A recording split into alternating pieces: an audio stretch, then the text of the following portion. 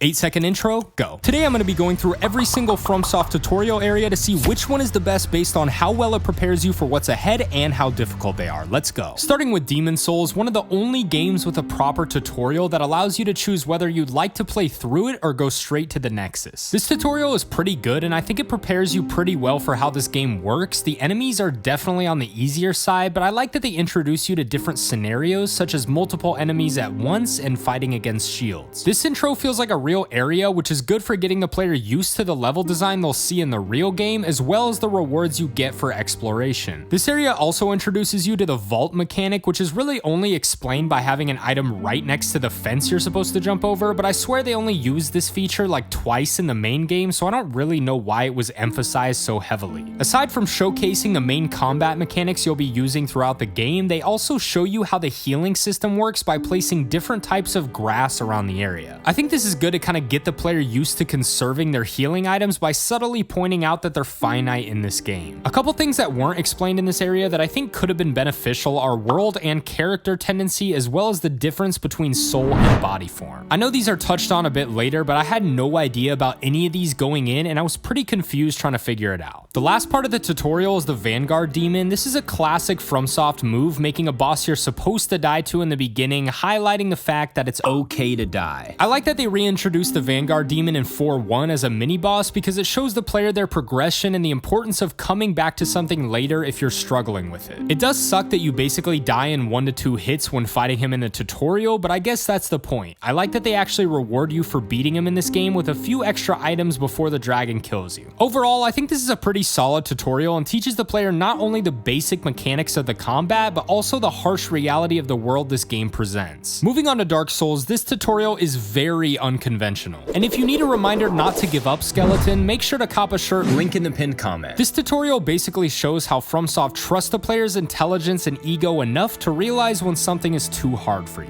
which is bold assuming I'm smart enough to do that. I think this tutorial relies on the mutual trust between the developers and the players, knowing that they're never gonna make the difficulty unrealistic for you. It just means you haven't explored enough yet, which actually is perfect for this game. Since the level design is based around being able to go anywhere you want for the first half of the game, it's important to know that you have other options than just trying to beat something over and over. But it's also good to know that you have that option if you want it. If you're set on beating whatever's in front of you, regardless of your level and preparedness, you can do that. But this tutorial is firm on showing you that there's always another way if you're having trouble. Once you find the gate on the left side of the boss, then the real tutorial begins. They show you how to equip items and fight basic enemies, which is good because a lot of people would be tempted to just keep whatever weapon they started with. You also get access to your Estus flasks, which are obviously very crucial, especially after you likely just got smacked by the boulder that came down on top of you. Shortly after, you can get the critical hit on the Asylum Demon, which is very useful to know since you'll be facing the Taurus Demon shortly after the tutorial. The Asylum Demon isn't too hard, but I think he's a good starter boss to get players used to the mechanics and what to expect from the boss fights in this game, which is more useful than having a boss you only get one attempt at, in my opinion. Overall, I think this tutorial is pretty easy, but it's full of little tricks that will teach you how FromSoft operates and helps you understand what to look out for in the future. Next up, we have Dark Souls 2. This tutorial is kind of odd, but also fitting for this game, and it has a lot of foreshadowing for things you'll be able to do in the future. You start with nothing. Classic. You have half your health bar. Classic. Annoying enemies chase behind you. Classic. And then an old lady laughs at you. Classic. Basically, the first part is just to get you to the character creation screen before the real tutorial begins, but I kind of like this area because it has some secret items if you explore enough, and one of those hippos to mess with new players who accidentally ran that way. Also, how did I never know you could go up the stairs here? It's just a chest with a human effigy, but that blew my mind. Anyway, after this part, you get to the real tutorial. I like how it starts with what looks like a few different paths to choose from to show you the freedom you'll have throughout the game. The first fog wall has some basic enemies and the classic tips like lock on, attack, etc. You see a few things that you'll probably just come back to later, like the hippo standing next to a coffin or the twins asking for something smooth and silky. They kind of throw a lot of random stuff at you here that I think is more confusing than helpful, but I like how this area progresses with the little caves teaching you new things with each fog wall. This is one of the easier tutorials, especially because it doesn't have a boss, but I like the structure of its layout and how they presented it. Also, one of my favorite parts of this game is how open Majula is at the start, showing you all the paths you can take and the things you can do that you'll slowly uncover as the game progresses. Moving on to Bloodborne, they really just decided to let you figure it out yourself on this one. Easily the least descriptive tutorial, if you can even call it that, Bloodborne Bloodborne starts you off with a nice little fist fight against a werewolf, which, surprise, you're supposed to die to. If you don't die to him, or if you just run past, you'll enter Central Yharnam, where you get all your basic necessities like heals and bullets, but still no weapons. It took me forever to find where to go from here because the lever kind of blends in with the wall next to it, but I guess they put an item there to draw your eye to it, so maybe I'm just dumb. Once you pull the lever, a ladder comes down where you can light your first lamp and go to the Hunter's Dream. This is where you get to choose your weapons and everything. You can't level up yet, but I like that decision